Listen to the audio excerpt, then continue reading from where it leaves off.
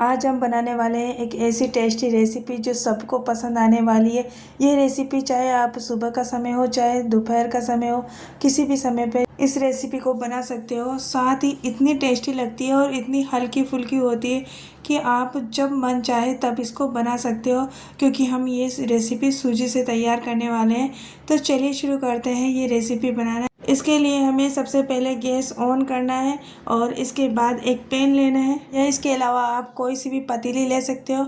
अब उसमें 1.5 कटोरी पानी डालना है, कप से भी आप नाप सकते हो। अब उसमें आधा चम्मच नमक डालना है, आधी चम्मच काली मिर्च पाउडर डालना है और एक छोटा चम्मच जो हम खाने में यूज करते हैं ना, वो छोटा चम्मच इसमें ऑयल डालना है। इसके बाद 1 कटोरी सूजी डालनी है, जिससे हमने पानी डाला था उसी कटोरी से हमें सूजी डालनी है। कटोरी का हमने मेजर लिया है। अब इसको अच्छी तरह से गर्म करना है, करीब 3 मिनट तक इसे पकाना है। फिर इसे गैस से नीचे उतार कर एक प्लेट के अंदर ले लेना है। ज़्यादा देर तक हम सूजी को नहीं पकाएंगे, 3 मिनट ही हमें पकाना है।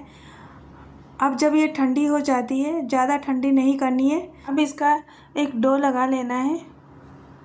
बिल्कुल हल्के हल्के हाथों से ही इसको दबाना है और इस तरह से डो लगाकर तैयार करना है। अब छोटी छोटी लोई तोड़नी है। अब दोनों हथेलियों पर रखकर उसे गोल गोल करके बीच में से दबा लेना है। इस तरह से ये वाला शेप हमें बनाना है। सभी लोइयों को हम इसी तरह से बनाएंगे, बीच में से गोल करके दोनों हाथों से इसे दबा लेना है।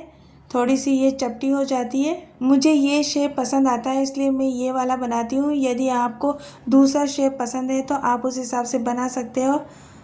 सारी लोइयाँ इस तरह से बनाकर तैयार कर ली है मैंने। अब एक कढ़ाई लेनी है।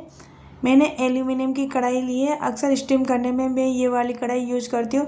इसके ऊपर अब जाली रखनी है और जाली के ऊपर ब्रश से ऑयल लगा लेना है।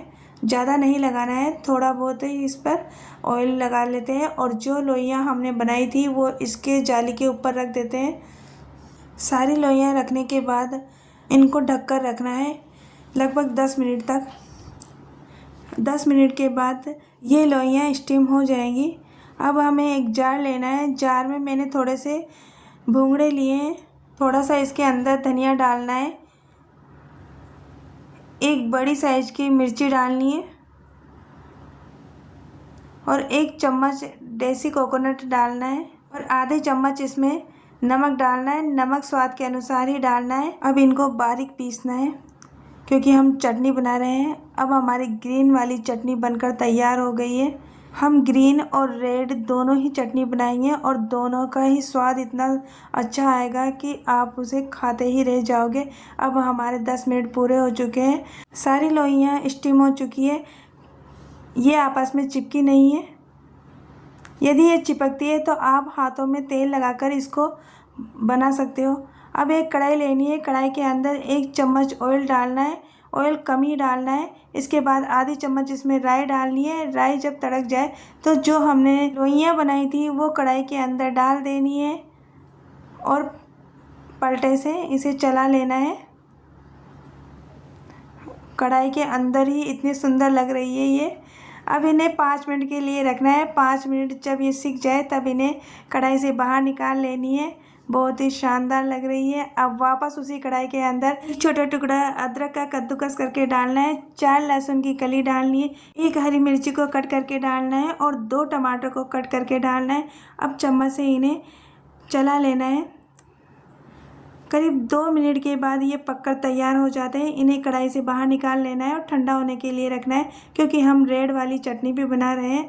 यदि इनको पका लेते हैं तो इनका स्वाद दुगना हो जाता है। अब ये ठंडे हो चुके हैं तो इन्हें जार के अंदर डालना है और इन्हें भी बारीक पीस लेना है।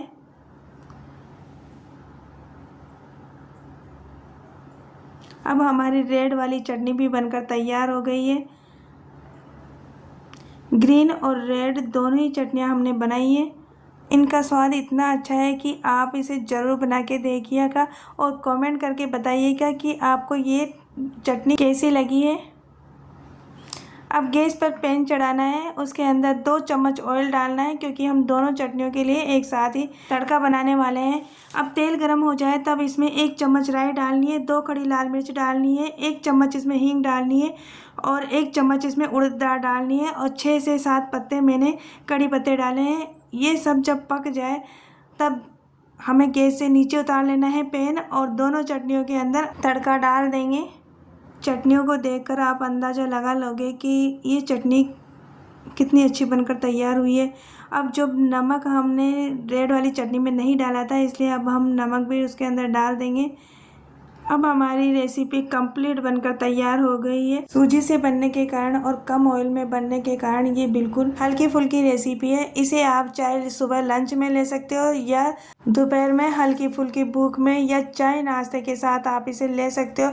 इतनी टेस्टी बनकर तैयार हुई है। यदि आपको मेरी रेसिपी पसंद आती है तो आप इसे ज़रूर बनाइएगा, ज़रूर ट्राई कीजिएगा क्योंकि बहुत ही टेस्टी बनकर तैयार हुई है रेसिपी। साथ में लाइक और शेयर कीजिएगा, मेरे चैनल को सब्सक्राइब कीजिएगा और कमेंट में ज़रूर लिख के बताइएगा कि आपको ये रेसिपी कैसी लगी। Thank you, bye.